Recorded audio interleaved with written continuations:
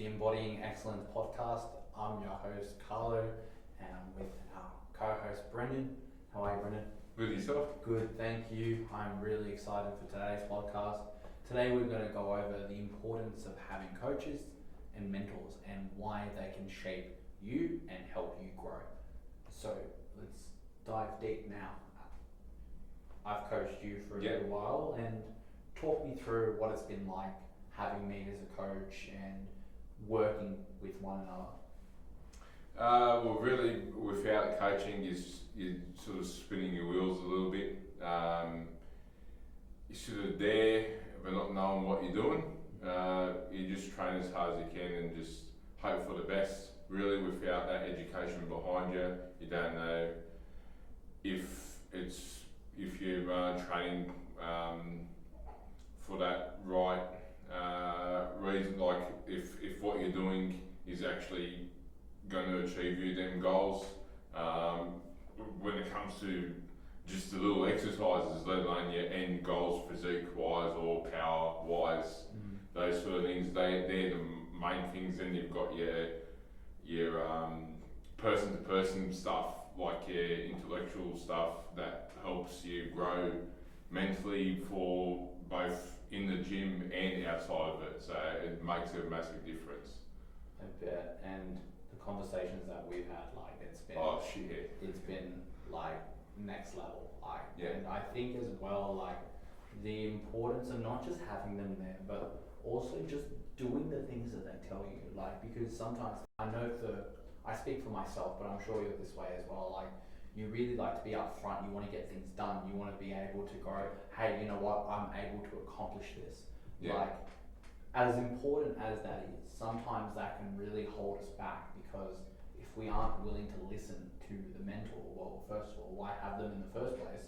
And then 100%. Also at the same time, if you aren't listening to them, then you're only putting yourself at risk of not achieving what it is that you want to achieve, because that's what you hire the mentor for, to break you out of your own box and for you to get a little uncomfortable and a little vulnerable, so that you can then expand further using that mentor's knowledge and resources and networks, so that then you can expand as well as grow that mentor's particular business or service, and you both win. Where if you don't do the things they tell you, well, you're not going to get any results then, are you? Useless hiring them at the end of the day then. In order to just do it yourself, you just gotta, it's all ego at the end of the day when it comes down to. I think it's your way or the highway. Like, even though you've hired a coach, you think, oh, I know best, I'll just do it my way. Yeah. I don't really care, but you've got to learn to listen. It can be hard, especially if you're sort of from like the stubborn mentality, like being a Czech, Maltese, Italian, that sort of background, Greek, all those are really stubborn people. But you got to learn to listen. And take things on board. And I think as well, like it's a skill. Like, because the thing is, oftentimes we're either told no, or we're not good at something, or everything else. Like, we're getting all these stories about how we can't do things, and when we get people telling us that like we can do things and we should be doing things, it feels a little strange. It feels a little off. You're just like, wait a minute, like I go and do things, and then people tell me off, and now like I'm struggling to go do things because I always feel like that I'm getting told off, and then someone else is telling me to go and do something, and they're encouraging me.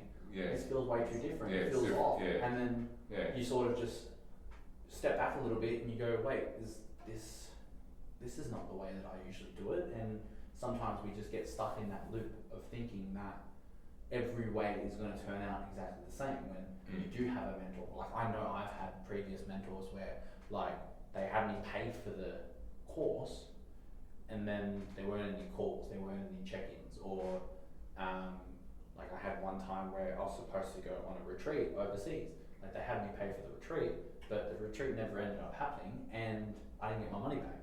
And so I was just like, well, that's annoying. And at the same time, I'm just like, well, like, do I trust mentors anymore? And so like I overcame that, but like Like there were other mentors that I hired where I didn't feel like that I was getting the value, and I was constantly blaming them.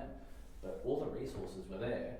It was just my inability to realize that I couldn't do everything myself, and I needed to start executing on those particular things that I didn't get to where I wanted to go. And so fast forward to now where I actually have a really cool mentor, and I've learned a lot of lessons, and I'm beginning to really feel like what it means to live this particular way. Things just begin to happen. And so the process of actually getting started is one of the most important steps. Getting started and then getting consistent. And like those are really the two things that I would always suggest to clients or friends that are struggling with like getting really good at something, or just being, whether it's training or even just connecting with people, like just talk to someone and then continue talking to them. Start training, then continue training. Start to really then dissect what works for you and then what doesn't, rather than trying to dissect everything before you start, because then you'll never start, because you'll just be busy dissecting and analysing and not really actually getting to the thing that you need to do. And I think as well, like another reflection is not to not be afraid of making mistakes. Like we've both made mistakes. Everyone. Yeah, and so when you paralyze yourself with thinking that you're going to be making mistakes, and then you never get started, nothing ever gets done. And so another way a mentor can be really helpful as well, as like it can be that support agent, where if you are making mistakes and then you tell them honestly, hey, look, I messed up this week, or something didn't get done this week, the likelihood of them just going, nah, you're an idiot, well, they're not going to tell you that because they want you to keep paying them. So like they're going to say, look, yeah, I see, like it needs to stop, but like in saying that, also they're either going to be really direct and straight with you, and they go, look, this isn't acceptable, and like we need to continue practicing, or we need to reconsider our business, or they'll go, look, you know what, that's okay, there's always next week, and do it again, but this time just follow the plan. And so like I know I've had plenty of coaches who were the first type, now I've got a coach who's the second type, and I also can't get used to that because I'm always I'm just so used to getting it right the first time that when I don't get it right, I always get angry at myself, and then I tell my coach, and my coach is just like, dude, chill, like relax. Yeah, just learn from the mistake. Yeah, and I'm just like, dude, I don't know how to relax. But now as I've evolved with this mentor, then like it's helped me relax, it's helped me communicate better, it's helped me execute on my content, help with this podcast, and like now it's really now starting to blossom. So having a good mentor is essential, absolutely essential. And let's go back on the topic of fear of failure and mistakes. Was there any point during our training journey, whether it was at the beginning or throughout or whatever it was there any point where you were just like, I don't know if I can stick with it, or look, this is not something that I'm particularly doing really well, but I'm struggling to really sort of bring it up? Well, really at the start it was a bit hard to stick to the diet side of things, being from sort of Maltese heritage as well. There's a lot of good food involved, so it was a bit hard to stick to. But you just got to keep sticking to it, and eventually I sort of got into part of my routine now. In terms of the training side of things, most of the stuff I was doing was the machine oriented stuff, which didn't really bother me that much. If I went to failure, I'm not going to have a barbell fall on top of me or anything like that. It's when you start doing your compound lifts and stuff like that, that's when that comes into mind.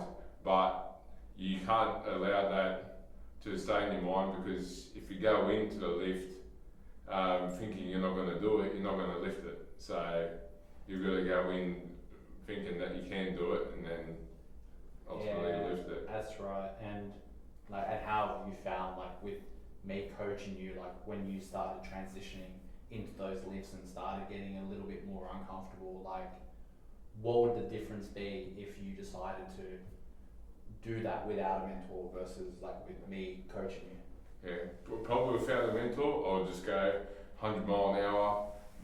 Wouldn't care if I'm doing it wrong or whatever. Just lift as much weight as I can, get it done, and don't care about the body at all. Whereas now I'm doing actual technique properly, and building the weight up as you go, and it grows from there. So yeah, that's basically with everything.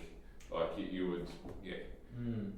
And what would you say would be, let's say our audience is looking for a mentor, like it might be us, it might not be us, but what would you say that the prerequisites of a good mentor would look like? What should a person look for when they're looking for a mentor? You've got to have someone that's there for you, that will give you the pointers where you're going wrong and where you can improve. Teach you the basics first, the methodology behind it all. Just get you really thinking about why you're doing it, so you can keep on doing it and not just be like a flash in the pan thing, a bit of a phase. Have it actually become part of your life. Yeah. Which will help everything around you as well. And then having that technique thing I mentioned. It's just you've got to have a coach covers, a mentor coaches a lot of things, even perspective wise, stuff like that, like mindset wise, a lot of different things that helps with. It just takes your life overall to a different level. I believe so too, and I think the important thing to highlight as well is that a good mentor sees you for you, not who you could be or what you would look like at the end of their program or the end of whatever it is that you guys decided to do together. It's like for you, like right now. So like if something happens in the family and you're struggling a little bit, like that mentor like is there and they're empathetic and they're understanding and they're able to provide and they're able to just like hold you in that moment where hey, look, I'm upset, like I'm grieving, or hey, something happened, I'm angry, I'm this, I'm that. Like being able to be understanding and to be able to be curious and to ask questions about the situation and be able to dig a little bit so that then you can get the full gist of the actual situation itself. It creates a bond like where you become stronger as a consequence, and so having that person there who like is able to give you like advice like in a direct manner for you to keep yourself accountable, but also is also there to support you in either any difficulty or sort of any personal difficulty where you're sort of struggling, where you're not doing the things you need to be doing, or something's holding you back, or circumstances have happened. Like being able to be in proportion to one another to me is essential, and then also making sure the values align as well. Like you don't want to be complete opposites. Like you want to be opposite enough where you might have differing perspectives where you can level each other up. You don't want to be exactly the same, but also at the same time you don't want to be too far apart where you disagree so much that like it's not really worth working together. So having similar values will then help you then elevate your game as well as their game, and then anyone that you connect with as well. And so having that character is really important.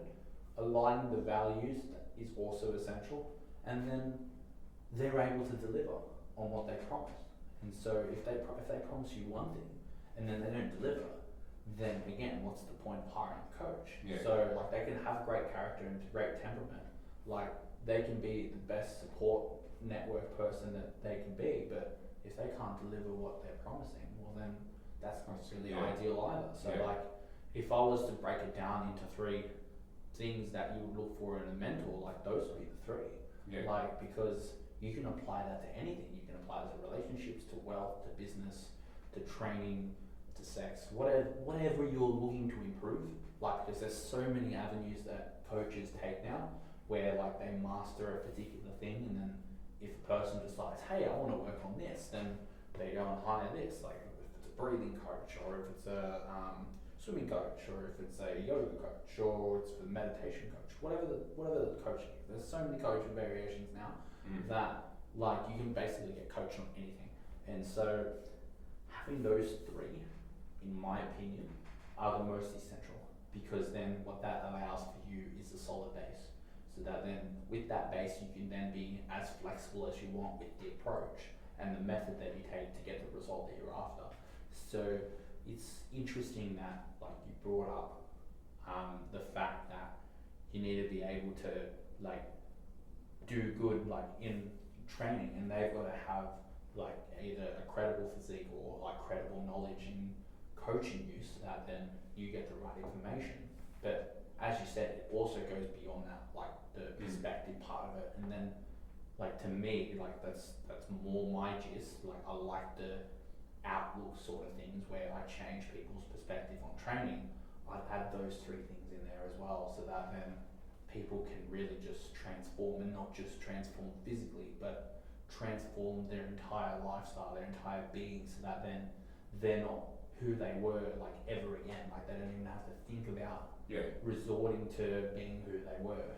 Because sometimes you get those individuals that they go through training, but they haven't dealt with something so deep inside that years later they end up who they were. And I can attest to that because that's happened to me. Like 7 years ago, like I was like severely overweight. I really had no grasp of anything, and things weren't just, they weren't working. And so 7 years later, there's still something like deep within me that I'm currently working on, because at the moment I'm not at the weight that like I'd like to be. I'm certainly lifting more. I've got more coaching experience. Like I've got more knowledge and more perspective. But at the same time, like when it comes to my body, like I feel like I am where I was 7 years ago. It's sort of just come back to full circle, because there was a phase where I was just really lean, really strong, and now like I'm strong, but I still feel and look like who I was 7 years ago. So like you want to be able to completely transform enough, and having the right mentor who is at that next step of where you want to be would definitely be not only credible but like essential, so that then you can finally just get out of that narrative and get out of that box, and then appreciate that box. Because sometimes people also go, well, I'm out of there now, I'm so glad I'm out of there, da da da da.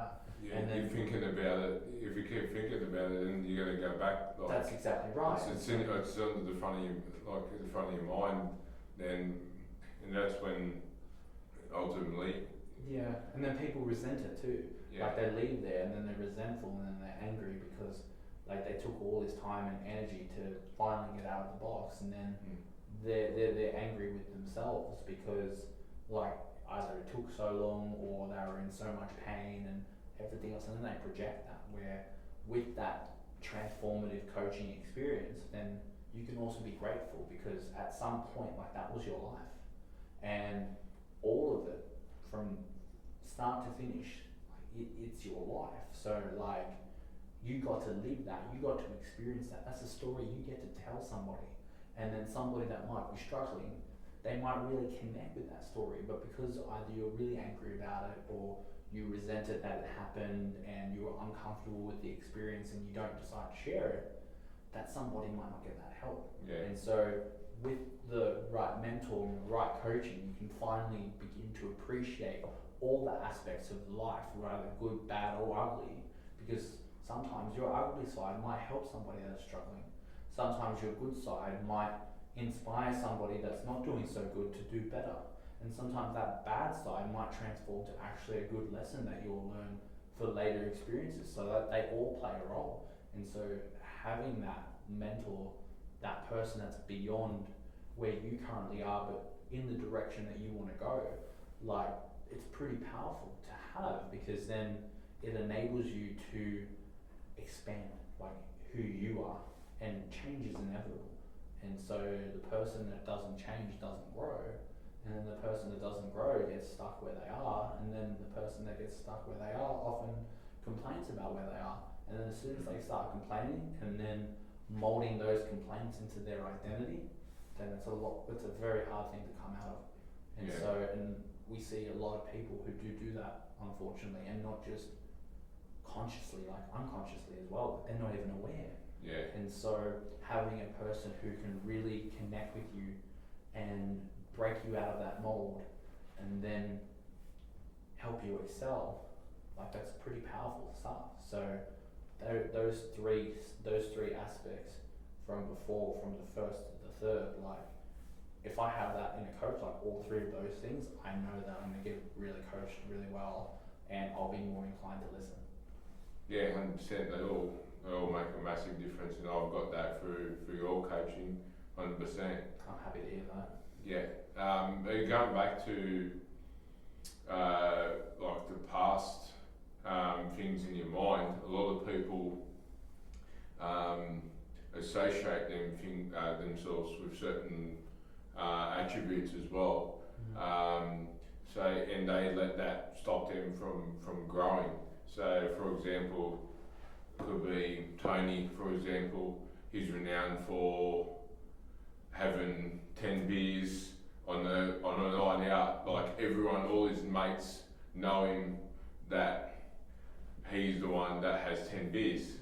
Now, if in his mind, he thinks that if he doesn't have that 10 beers, he's gonna not be known for who he is. That's he's associated himself with that now as well. So he's got that as a roadblock from him moving forward, and the coach helps with that as well. They help him move forward and leave that stuff behind, because that's not you. That's just a trait of you that you can change every day. You're a different person. You can make a change. If you make a minor change the day before, you're a different person. So that's where a coach definitely helps as well. It's another aspect. Yeah, I believe that the effectiveness of having a coach that is able to relate to you and then also give you the tools that you need to achieve your goals, and then you as the person who is being taught to actually do the thing each day, and then continue checking in and connecting with your coach on either a fortnightly, weekly or daily basis on your progress. Like that's really what's going to drive you to change, because you will suddenly see the things that you're learning, you'll see it play out in everyday life, and you'll begin to go, oh, okay, look, now I was just listening to this resource about this particular thing that goes on in my life, and like here it is again. Here's my opportunity to do something different, because I decided to expand my listening capacity to my mentor, and then the mentor was going, well, this often happens when you do this and this and this. Okay, I'm doing this. Oh, this is happening. All right, so here's what you need to do differently, and then you go and do that differently for the first day, and then the second day, and then you reach the 100th day, and then it just sort of becomes real second nature to you to do that different thing. And now the different thing is the normal thing, and thanks to that mentor, you were able to make that change. Where if you didn't have that mentor and you didn't have that check-in, you might not have spotted it in the first place. And then what that does is then, oh well, okay, I'm in a better position, but I'm not really feeling that I am in a better position. But okay, hire that mentor that relates to you, who can coach you, who knows what you're after, who has the resources and the tools and the ability to direct you in that direction, and you walk in and you go and do it. Because anyone that's a Matrix fan, and I'm a huge fan, there's a scene in that movie where Morpheus, one of the side characters, and Neo, the main character, like Morpheus walks him to a door where there's the Oracle, and so in that scene, Neo is like, well, are you going to come with me? And he's like, no, this is where I stop. And Neo's like, why? And he goes, well, the Oracle came to see you, not me. And so I can show you the door, but you're the one that has to walk through it. And so that's the role of a really good mentor. Like, they've got to be able to show you the doors.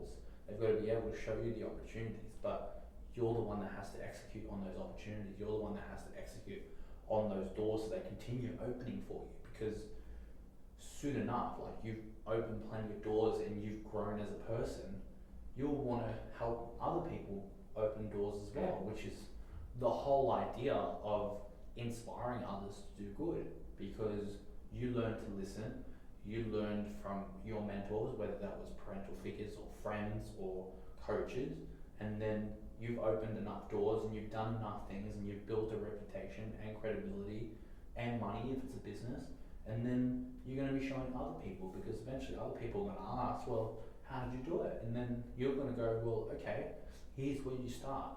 You start by beginning, like by doing the very thing that you say that you're going to do, and you do it each and every single day, and then with a mentor you learn to tweak it, and then when you learn to tweak it, you fundamentally learn how to then change reality. When you learn to change reality, you then go deep into yourself and you go, okay, what realities am I currently creating that aren't serving what I want to achieve? And then you learn to really feel and appreciate the person that you currently are, so that then you can learn to change. And then when you do learn to change and then you execute on said change, that's how that person then changes.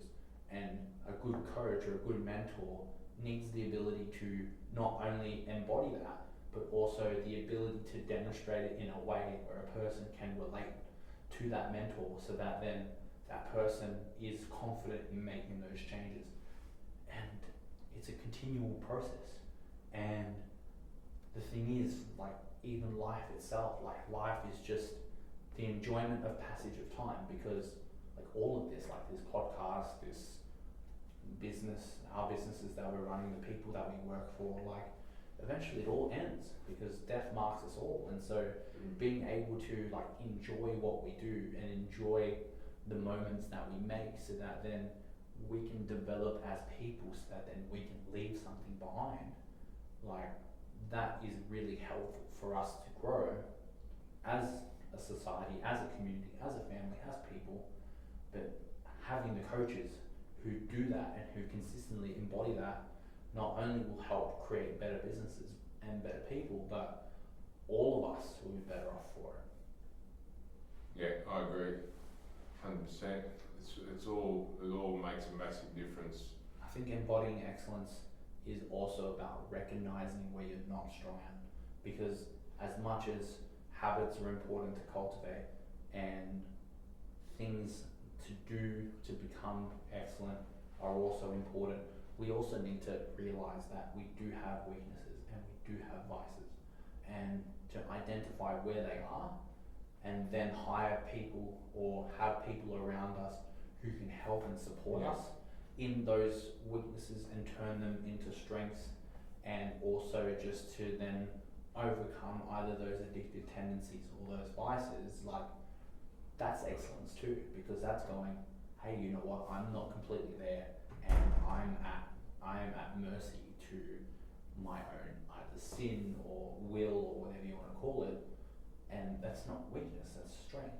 And so being able to embody the idea that you're always willing to learn, and you're willing to make mistakes, and you're willing to recognize that you aren't the best at everything, then enables you to then go hire that coach, become that coach's friend, help that coach grow that, like, their business if it's a business thing, or even just help them help you as a person. And then when you go and execute, it all then just marries into one another, and then you get a whole bunch of people doing that, and that's how a society thrives. Yeah, exactly. Just one day, one step at a time, one day at a time. I think we'll wrap it up there. Yeah. I like it. Thanks for tuning in, and if you don't have a mentor already and you feel like you need one, you can give us a buzz, or go and find someone who you know that will help you and you feel confident in working with. Go get a mentor.